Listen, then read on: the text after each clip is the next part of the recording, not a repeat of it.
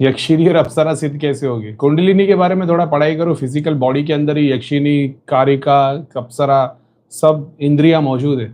जैसे जैसे वो जागृत हो जाती है वो चीज़ों का एक्सेस मिल जाता है। कुछ लोग उसी में लग जाते, कुछ लोग उसके आगे निकल जाते। ऐसे है। जिसने पास्ट लाइफ में बहुत बार ये सब साधना कर ली है, मेरा अगर लॉजिकल आंसर बोलोगे तो, क्योंकि पहली बार तो तुम भी देखोगे तो जैसा मैं बोलता हूँ कि कॉन्शियसनेस से मल्टीपल कॉन्शियसनेस में हो गए, तुम्हारी दुनिया चेंज हो जाएगी। उसी तरीके से किसी जन्म में जब पहली बार उर्वशी अप्सरा दिखी होगी और चमत्कार दिखा रही होगी, तुम भगवान तक जानने की कोशिश नहीं की होगी, तुमको उसी के लोक में पूरा सेटिस्फाई हो गए। दूसरे तीसरे जन्म में जब उसको अचीव कर लियोगे तो समझ में आ गया होगा भाई ये बड़ी बात नहीं है। बस मैंने अपनी जर्नी में ये सीखा। नहीं तो दिखाते तो वो ऐसा है दिखाते बताते सब कुछ ऐसा है। तो वो जागरूक हो जाती है। मंत्र से हो सकती है, ध्यान से, बहुत सारी टेक्निक है। अपनी एक अपने सातों चक्रों के ग्लैंड है उसको एक्टिव करना, दूसरा बॉडी में किसी चीज को एक्टिव करना। ऐसा है।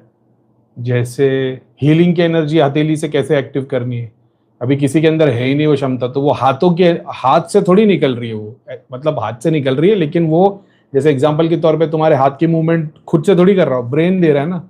तो ब्रेन में कहाँ से वो करना है, हार्ट चक्र से करना है, मणिपुर से करना है। हाथों की हीलिंग ही सातों चक्रों से कैसे देनी है, वो एक अलग टेक्निक है। वो तो एक एक इंडिविजुअल को बैठ के सिखाया जाएगा कि भाई इसके पास ये शक्ति है। एग्जाम्पल, इसके पेट में जिन बैठा है तो इसको बोल दो खाली मटेरियल बेनिफिट के लोगों के काम करके देने, वो मटेरियल बेनिफिट कराएगा, इसको चढ़ावा चढ़ाएगा, दोनों खुश रहेंगे।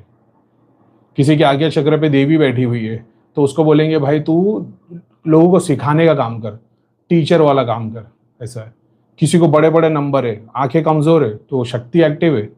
शक्ति एक्टिव है यानी कि मतलब शक्ति एक्टिव नहीं है, लेकिन एक तरीके से मैंने इसको अच्छे से एक्सप्लेन भी किया था। वो मोटे मोटे चश्मे जिसको लगे हुए रहते ना, ये वो लोग हैं जिनको फिजिकली मतलब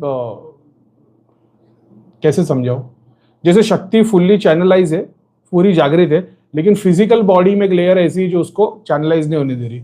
तो उसके लिए सबसे बेस्ट है कि उसको बोलो चैरिटी करे अपने हाथ से। वो जितना ज्यादा चैरिटी के वर्क में लगेगा वो बंदा एकदम मतलब वो विजनरी हो जाएगा। ऐसा है। ये जो दृष्टि, ये विजन अपन जो देख रहे हैं वो विजन नहीं, सुप्रीम विजन जो वर्ल्ड के लिए विजनरी हो जाते हैं ना, ऐसा है जिसका बड़ा ये हो जाता है, और क्या बोलेंगे उसको, जैसा गोल सपना बहुत बड़ा हो जाएगा, बड़ा विजनरी हो जाएगा। ऐसा इनफैक्ट जितनी भी फिजिकल डिसेबिलिटी है उसको, जितनी भी फिजिकल डिसेबिलिटी उसका एक पॉजिटिव वे भी रहता है। बस तुमको ये समझना पड़ता है कि फिजिकल डिसेबिलिटी में क्या फायदा कर सकता है, तो वो दुनिया के लिए फायदा कर सकता है। मान लो किसी का एक हाथ ही नहीं है तो उससे वो बहुत सारी चीजें ऐसी कर सकता है एस्ट्रल वर्ल्ड में जो दुनिया के काम आ सकती है, क्योंकि उसको शक्ति ने एक बहुत बड़ा झटका दे दिया। शक्ति का वार उसके ऊपर हमेशा दिखाई देगा। वो हर डायमेंशन की रियलिटी में शक्ति का वार उसके ऊपर है ही, चाहे वो छोटा सा कट हो या पूरा का पूरा हाथ काट दिया हो।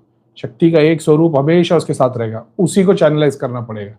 तो शक्ति का स्वरूप कहाँ है, महाकाली बन के उसका हाथ काट दी थी, वो महाकाली का 1% उससे एक्टिव किया जा सकता है।